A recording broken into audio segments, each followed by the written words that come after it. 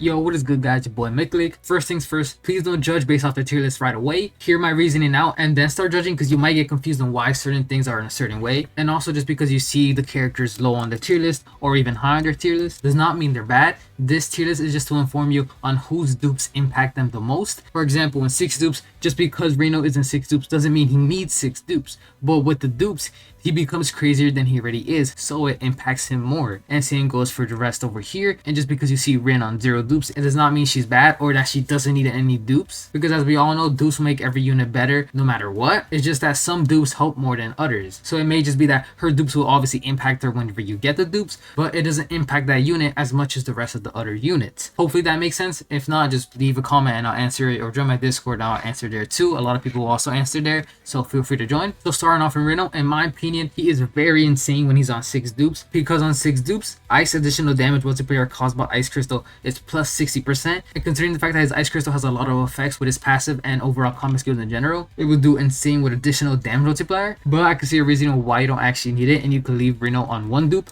because his 1 dupe is also pretty insane. And I have his 1 dupe, and his 1 dupe is before activating ultimate, applies crit damage plus 30% 1 turns to this unit. So just having that 1 dupe, as soon as you cast that ultimate, you will instantly get plus 30% crit damage. And next up is Kikaru, and the reason why she's on 6 dupe is because after activating ultimate, this unit's tip-top shape will not be consumed. And if you don't know what her tip-top shape is, her passive skill Rising Morale after activating ultimate consumes all of the unit's tip-top shape. So her 6 dupe negates that, and she could keep her tip-top shapes, because now with her tip-top shape, she will essentially constantly have this unit's attack plus 5.5% and crit damage plus 11%. And as we all know, Mina hits like a truck with her max focus, and her going to her 6 dupe will be crazy, because when focus is at max stacks, applies crit rate damage plus 40% 1 turns to this unit. So considering that her passive skill when focus is at the max stacks applies crit rate plus 100%, she will guarantee that plus 20% complete damage. And it might take a little bit to get her focus stacks, but realistically on her first turn, her passive skill reload at the start of the battle applies 1 stack of focus on the unit. She'll get her focus stack maxed out quick and then pop off with the ultimate. But apart from that, she could honestly also be 1 dupe, because after activating ultimate, applies speed plus 50% 2 turns to this unit. So this is actually very insane, because speed is the main factor of this game. You always want to take lead first and take advantage, so having speed in this game is very essential, and you get it instantly with her dupe 1. So having dupe 1 is honestly okay to stay at, but if you want to go crazy and maximize your crit damage, it'll possibly be 6 dupe, but I can understand why she could also be 1 dupe. So up to 4 dupe, we got Naromi here,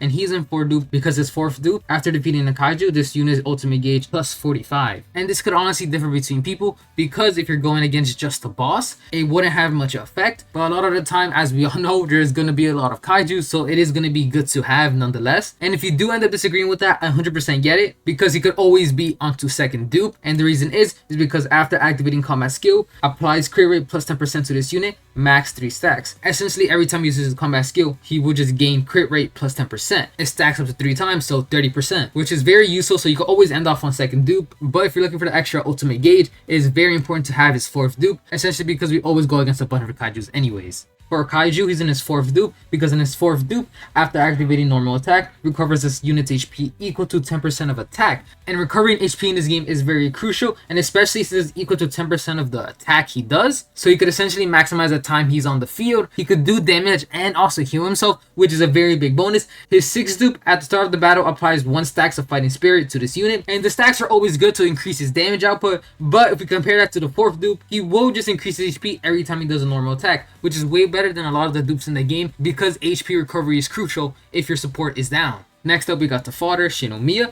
and he is perfectly fine on 2nd dupe, because on a 2nd dupe, if incapacitated, recovers the unit's HP equal to 25% of max HP and resurrects. Can be activated 1 time per battle. So if he dies, he just resurrects. And that's literally what you want in a turn-based gacha game, so at least you can keep your units alive. And considering the fact that he applies shield to everybody, it's very good. He dies, comes back, boom, he could apply shields again. He gets a quarter of his HP back, and his dupe 1, after attacking, recovers his unit's HP equal to 5% of max HP. So nonetheless, once you go for the 2nd dupe, you're always going to get that extra HP after you do a combat attack. He will get a solid amount of HP back, and he's literally the ideal tank. And up to 1 dupe, pushing his 1st dupe is essentially all you need. The rest of his dupes dupes are just percentage wise. When attacking a kaiju that has a 50% or less remaining HP, this unit's crit damage, and crit is a very big factor in this game. So is speed, because Hoshino will do very well with Gen, Kaiju, and Kiroku, because one, Gen does very good dealing a lot of damage when the core is exposed. Kaiju does amazing damage whenever the HP is below 50%, and so does Kiroku whenever she gets her passive skill on, Finishing Touch. So they all have great synergy nonetheless. And for 0 dupes for Rin, the reason why is that in 6 dupes, right, after activating combat skill, applies crit damage plus 20%, 1 turns to this unit. This unit's ultimate gauge plus 20.